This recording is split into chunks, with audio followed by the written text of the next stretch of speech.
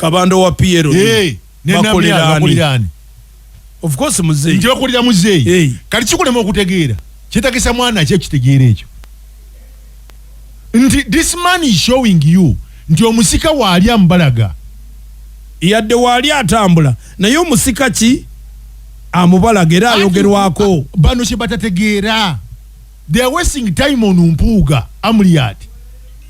This man is running fast, planning ahead.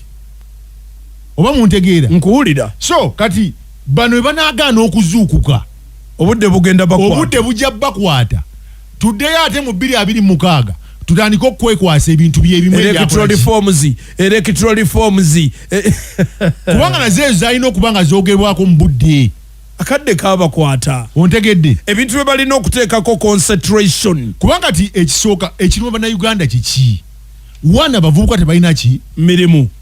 Who can cause that debate? That's why nagadde bano bazawi bayogedde ensonga bana abaana bazawi bato bavuddeyo bayogedde ensonga ono bagonza yani ono muyimbi ono bagonza ono muyimbi epas.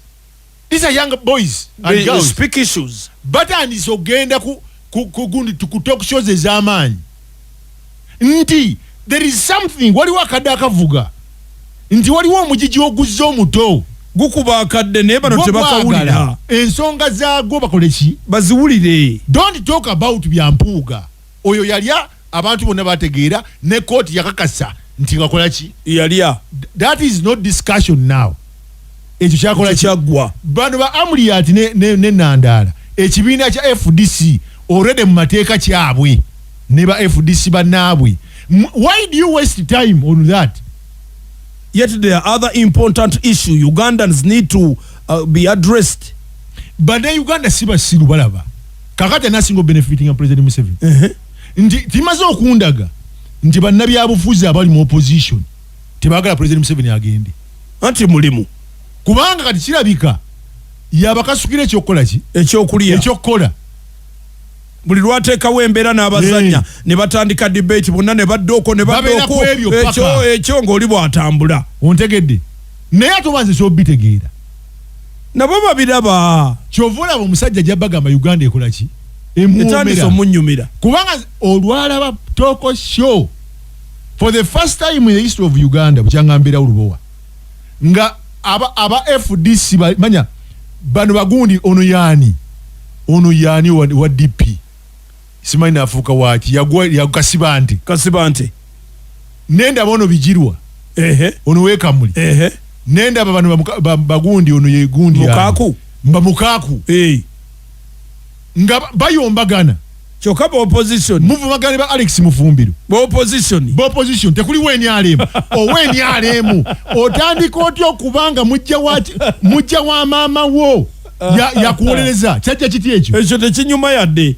mujja wa maama wo nakuwolereza okutyobola kati kukise mutegeera nalaba toko show nga aba movement ate bawagirani bawagira babijirwa ontegedde awo noloozaamu nemmanya waliwo ekizannyibwa wano nga nzekera mu toko show waliwo ekizannyibwa naye naawe nojja n'oyogera ezo toko show zibamba opposition bayomba n'aba opposition waliwo kirabyewa n'ogamba nti tuli mu struggle omusajja agikulembera General Museveni amanyi kye bayita political science. Yes, azanya political science. Yakwata omugona gukasukira ne wetuga.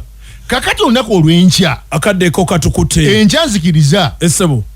Enkya nkwegayiridde nzikiriza. Twogere ku kigenda mu maaso mwene alemu. N'ebibiina ebyobufuzi ebyala. Akadde katuweddeko. We are going to look at Kyagulanyi. Versus Mozi. Tulabe comparison eyo. Ngenda nakye ngendo baleetera. Why is it nti waliwo ekigenda okujja kyemutagenda kukiriza ate nga kijja Kyagulanyi ne Muhoozi nja kiba buli lunaku lwenkya kinana mwenda ensowera yange eri ku gundi ku kisenge ekulaga kyendaga kinana mwenda kasirisenya Rockie yajja kugamba nti bajjajja bandaga kyekyo naye nze yabaga nti ensowera yange eri ku kisenge ekulaga erina kyetandisa okukola ki era buli mubbi yenna yetandisa okutya buli mubbi yetandisa okutya Jenakof so syrup be batuleetedde ebigambo bino byowulira mu kaseera kaffe kano basenyiga arithmetic cough gundi sore throat weyambise General Cough Syrup Prophet Patrick Ggwanga yakolera Covidex ate ne Pain Aid Capsule nyingo mutwe mugongo abakyala bagenda mu nsonga zibaluma mweyambise Pain Aid Capsule genda ku pharmacy kuli okumpi ojja bisangayo ne akencha kajja kunyuma nnyo akencha musibe bulungi mweraba atakumira mpe batukumire buli akencha kuno kola research ya amaanyi wale bagenda kusuka ngo yambe Lubowa laika akuba gundi sina gwenkuba Eliyo programu yo evening drive yanda kulyanda mwavulira amawulire sawa ku sawa